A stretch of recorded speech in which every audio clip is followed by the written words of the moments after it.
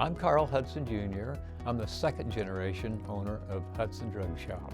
I'm Andy Hudson. I'm the third generation owner of Hudson Drug Shop and the current owner. Hudson Drug Shop was founded back in 1923. It wasn't Hudson Drug Shop back then. It was owned by a man named Lundberg.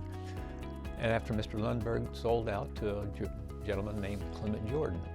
This was back in the early 50s.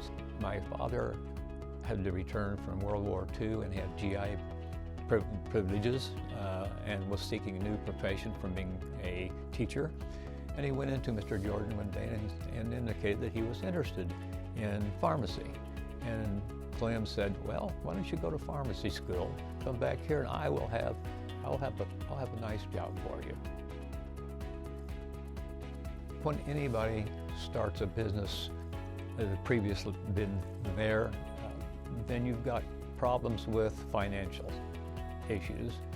You don't come into a business with a lot of money. You know, you're a starter. In the state of Illinois, it's a very slow payer, but our employees are not. They're a little hefty about that. They want to get paid, and so there's some issues there. We want to keep our employees, and we have to pay them. We have to pay utilities. So that become an issue, but the banks are very favorable to helping you out. So I remember Medicaid was about 100 days behind in what they owed you, and then having to maybe get a loan just because you still had to pay your bills. And I also remember the story when Dad first owned the store, my grandma had tons of candles and they were in the basement. And she was upset because she got back from vacation and went down to Florida in the winter, and Dad brought all the candles up from the basement and sold them. And she was like, why did you sell all these candles? And he said, well, the employees wanted to get paid by money and not candles. Well, Hudson's has grown since the beginning, and the beginning basically being in this community, there were 3 pharmacies at the time, and all 3 pharmacies were doing reasonably well. But as times change and our culture changes and increasing demand for health care, and also not having follow-up pharmacists like we had at Hudson's, they went out of business, leaving us as the only pharmacy in town. So obviously that was a jump start to bigger and better things, so to speak. And we've expanded. We've stayed up with the technology as best we can, and have been very fortunate to have customers that like the friendliness that we provide for them and the service that we provide. So we're very happy. So I know 30 years ago or so, when I used to work at Hudson's versus now, we're filling 8 times as many prescriptions per day now as we did back then. And it's almost necessary for survival, because nowadays you're not making as much per prescription as you used to. So stores that are stagnant are only doing the same amount of prescriptions they did decades ago are closing.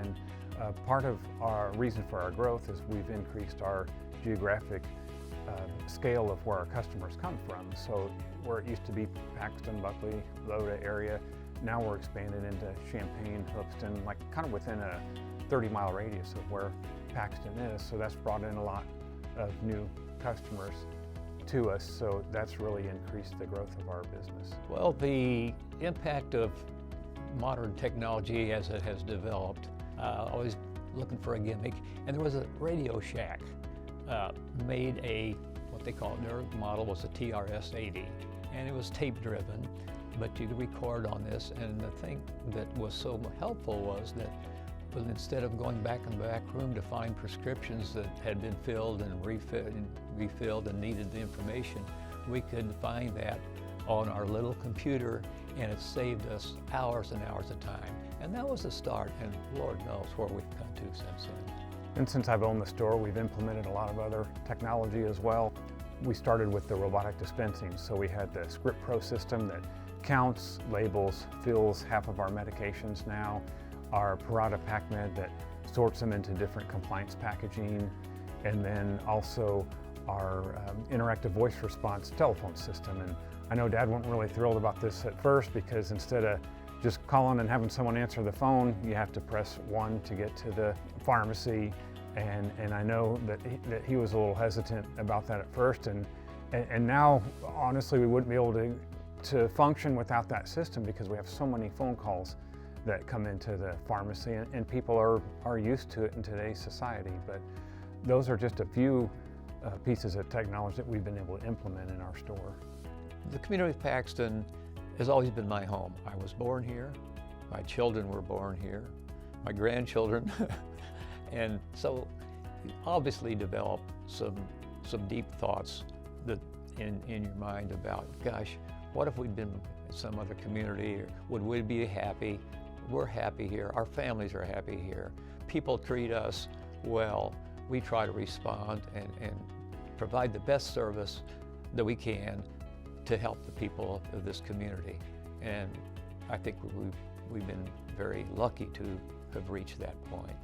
And I think a lot of that is given back to the community, whether it be financially or through volunteerism and things like that. But we also know Paxton's somewhat of a bedroom community, so we have a lot of people that live here that work in Champaign, and they go to the doctor in Champaign. It'd be easy for them just to stop at Walgreens or whatnot in Champaign and just pick up their prescriptions there. But we have so many that will drive home and get their prescription here, so that loyalty just means a lot to our business. We wouldn't be here if it wasn't for people supporting us. Well, growing up in a pharmacist household, so much is no different than any other household.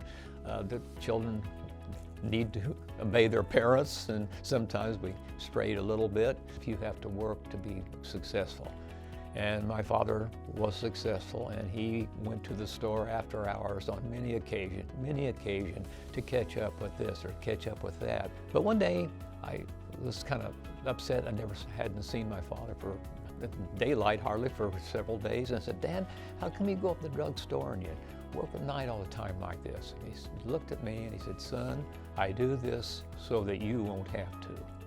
My dad watching his father, watching my dad grow up, seeing him take care of people and people being so appreciative, I think that's probably what drew me into being a pharmacist, knowing that you can help people and that they do appreciate the work that you do. Well, I knew that I wanted to go into pharmacy when I was in high school, but it took a little while for that to really sink in because I was split between being a research scientist. I was very active with a chemistry set that was probably as large as the University of Illinois. One day we decided, our little sets down in the basement don't hold that much material. Let's go upstairs to the stove and melt this particular project on the stove and more heat. My buddy next to me said, well, Carl, I don't know if that's a good idea. What would happen? Oh no, well, we'll be fine. So we proceeded up the stairs and got our chemicals and we got them on the stove and we were stirring them up, and all of a sudden, boom, 3 foot of complete fire all over the kitchen. Unfortunately, the kitchen had been remodeled about 2 months ago. New ceiling, new floor, new refrigerator, and they were trashed. I burned holes in Formica trying to put that fire out. And at that point, I said to myself, Carl, you better go to pharmacy school. You may not live long enough to enjoy it if you're a research scientist. I wasn't really sure of an exact time when I decided to become a pharmacist or own a pharmacy, but I do remember when I was in college, Dad came to me and he said, hey, I know you're in pharmacy school, but I want to make sure that you want to come back and own the pharmacy because I've got thoughts on remodeling the store and expanding the store, which goes into that middle section now. So I kind of want to make sure before I spend this money that you want to own the business someday. And at the time I thought about maybe even going to medical school, and then hearing the amount of additional years of education that would take and amount of schooling at a different location, I thought, I think I do want to commit to being a pharmacist and coming back to own Hudson Drug Shop. So if there was a certain time where I decided for sure, it was in the middle of my secondary education. One of the first things that we saw change particularly with Hudson Drug Shop, was that when my father took over the business, the first thing that he did was get rid of the alcohol that was sold in the business. And later down the lines, well, smoking was was very well accepted everywhere. People smoked in the grocery stores or wherever they may be, and all of a sudden we find that smoking is very dangerous to the body, and smoking was then forbidden. I think it's amazing that Dad told me once they had a cigar lighter, a big flame right in the store where people could light up their cigars and smoke right there in the pharmacy. But other changes that we've seen in the business would be the change to a clinical aspect of pharmacy. So when Dad got out of school, I think in general they said, don't really talk to people about their medicine. That's going to infringe on what the physician's trying to do. And now we're mandated to talk more about how medications work and if they have questions, and even to go a step further to provide more services like vaccinations. Even when I got out of school, I thought, gosh, we can't give vaccinations. That's going to step on the doctor's toes. They're going to be upset with us. And fast forward now, we're giving over 5,000 vaccines a year. So it's been interesting to see that change in the mindset of pharmacy, and we expect that to continue to evolve into more of these clinical services. If you're in the healthcare business, why? Well, you want to help people. If you want to help people, you make them well. If you make them well, you have to have knowledge. And we think that we do a good job, and we have good professionals. We have several pharmacists, and they're very, very professional, very, very good. And I'm very pleased personally to see this type of care that we are able to provide for this community. What gives me the most satisfaction of owning Hudson Drug Shop is the feedback that you get from the community. And it's almost like having a child, and you hear something good about your child, it makes you feel good inside. You hear something bad about your child, it makes you feel terrible. And for the vast majority of experiences, we have positive feedback from people, and it gives you great satisfaction when you see them at the grocery store or on the street or at church, and they give you a compliment about how they were taken care of at your business, maybe not by you, but one of your staff.